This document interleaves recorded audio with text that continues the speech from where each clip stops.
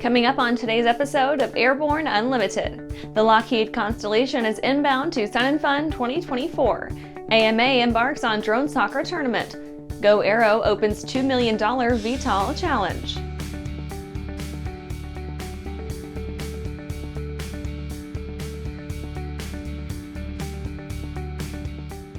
Welcome to Airborne Unlimited. I'm your host, Holland Lee. Let's get into today's stories. The Lockheed Constellation is inbound to Sun 'n Fun 2024. A rare appearance by the Lockheed VC-121A MacArthur Bataan is scheduled for this year's Sun 'n Fun 2024, granting attendees a chance to see one of the last two survivors of the type. MacArthur Bataan, manufactured in 1948, cuts a familiar Cold War figure as a classic rendition of a four-engined prop airliner. The quintessentially post-war design language has yet to be seen again, with a distinctive tri-tail design, sloping roofline, rounded wing, and four monstrous radial engines. The Constellation series saw service around the world with a number of carriers, ushering the early years of airliner customer service gold. Bataan is a former NASA and military bird brought back from the brink of scrapping by Texan restoration specialist the Air Legends Foundation. They've continued to operate the Connie today, maintaining the surprisingly thirsty vintage bird with gallons of fuel, oil, and tires year after year. The cost to move her around means that Bataan can't make an appearance at every little holler air show around the country, but every one she shows up for is an unforgettable occasion. The Constellation will arrive at Lakeland Linder International Airport on Tuesday, April 9th during the air show, and fly in the show again on Wednesday, April 10th. After static display on Thursday, April 11th and Friday, April 12th, she will depart after one final display Saturday, April 13th. And after the break, NTSB throws weight behind mandatory CVR upgrades. Coming to Sun 'n Fun's 50th fly-in celebration, Trace Atkins for an opening day concert. A tug of war since I was a kid between Jesus and John. Don't miss Trace Atkins with special guest Sarah Evans. Ponytail girl grown up to be a woman, now she's gone in a blink of an eye. Get your tickets now and be a part of the kickoff celebration for Sun 'n Fun's 50th fly-in. Go to flysnf.org. Well, hello, fellow pilot. I'm John King. And I'm Martha King. You know, we've all had our flying lives disrupted lately. Well, King Schools is here to help you stay up to date with courses that you can access on your desktop, iPad, or iPhone. If you'd like a refresher or just want to expand your aviation horizons, we have a course for you. So head over to kingschools.com/Rusty today for details.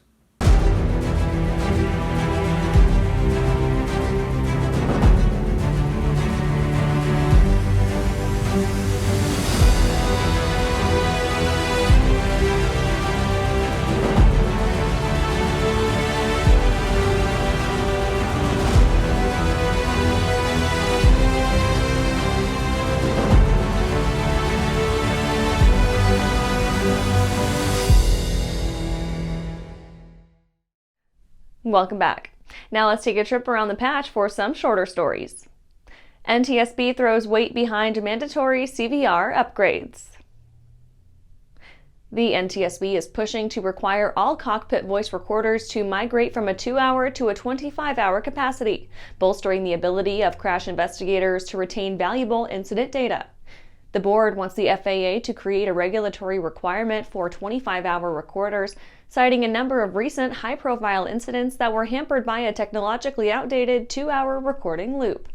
Since 2018, they've identified, quote, at least 14 NTSB investigations have been hampered because cockpit voice recorder or CVR data were overwritten, including 7 serious runway incursions that occurred in early 2023, end quote.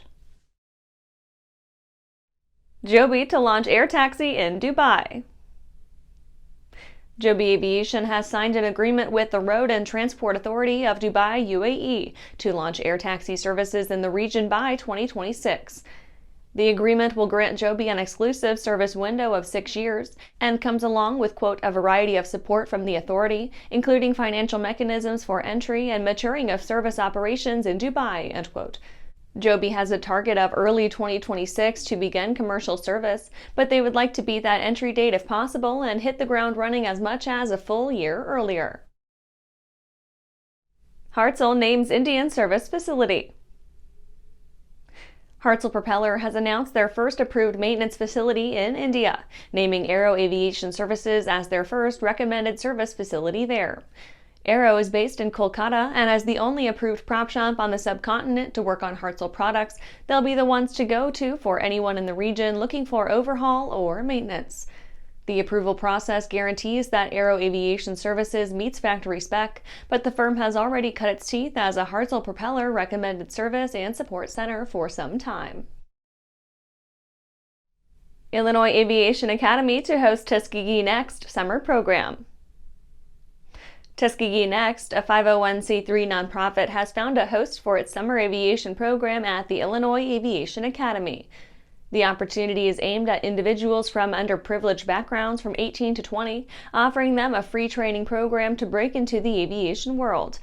The no-cost program has seen the majority of its prior cadets move on to complete a solo flight, with almost just as many obtaining their PPL.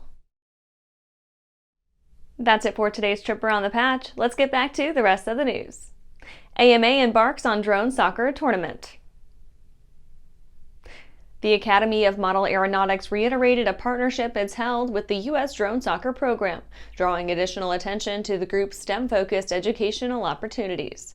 The AMA boosted a statement from USDS announcing preparations for the first district championships next month, marking off a big milestone in the fledgling activity organization. United States Drone Soccer said, quote, "Students from across the country are competing in their district qualifiers in preparation for the district championships in March. The first and second place teams in the district tournaments will be invited to participate in the 2024 Drone Soccer National Championship weekend, with the winning team becoming the U.S. national team at the World Air Sports Federation 2024 Drone Soccer World Cup, held the following day. All roads lead to Northern Virginia, April 25th through 28th, hosted by Virginia Tech in Springfield, Virginia." End quote. The AMA added that the Americans already have something to be proud of, as the winners of the recent FAI F9A Drone Soccer Open International World Cup qualifier hailed from Long Beach, California Sato Academy. The U.S. national team took first and second place. And after these messages, GoAERO opens $2 million VTOL challenge.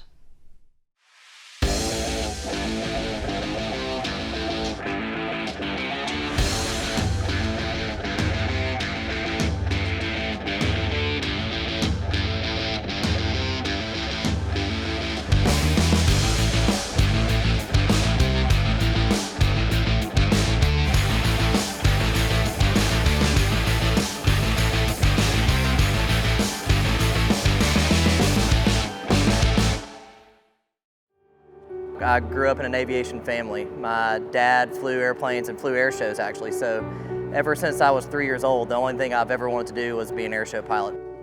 It's cliche, but I get to live my dream every single day. I'm currently using the Hartzell Talon, the new aerobatic propeller. It's increased the performance of the airplane. It's made the harmonics balance throughout the airplane so much better.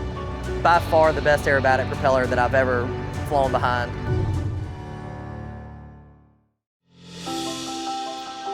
For over 30 years, the massive Sport Plane Resource Guide has provided expert, credible information, evaluations, and critical analysis of all that the sport aviation world has to offer. The all-new digital Sport Plane Resource Guide is coming with extensive multimedia features that are constantly updated, an even more comprehensive online guide to all things sport aviation. Available soon. www.sportplane.com. Welcome back. GoAERO opens $2 million VTOL challenge. A new incentive campaign seeks to seed out the design for a single-occupant autonomous emergency response aircraft with a $2 million prize up for grabs. The deal was announced at the Vertical Flight Society's Transformative Vertical Flight meeting earlier this month as the GoAERO Prize. The competition was dreamt up by GoAERO CEO and founder Gwen Leiter, with the AERO acronym standing for Aerial Emergency Response Operations. Leiter's previous work, the Go Fly Prize competition, saw more than 3,600 developers from 103 countries design their own small VTOL aircraft. That competition was derailed by the COVID-19 pandemic, according to the Vertical Flight Society's magazine, Vertiflight. Phase 2 saw 5 prizes of $50,000 issued to VTOL demonstrators and revised Phase 1 materials. The first stage of the prize will require digital submission of team's approach and designs due October 2024. 10 prizes of $10,000 will be awarded. Stage 2 occurs in June 2026 and offers 8 prizes of $40,000 each for full or subscale flying aircraft. Stage 3 is a fly-off taking place in Q1 2027. That will boast 5 different categories totaling $1.7 million in prize money. And that's our show for today. You can catch episodes of Airborne on YouTube, Roku, or Fire TV. Just search for Aero-News or Airborne, and don't forget to follow us on social media. Thanks for watching.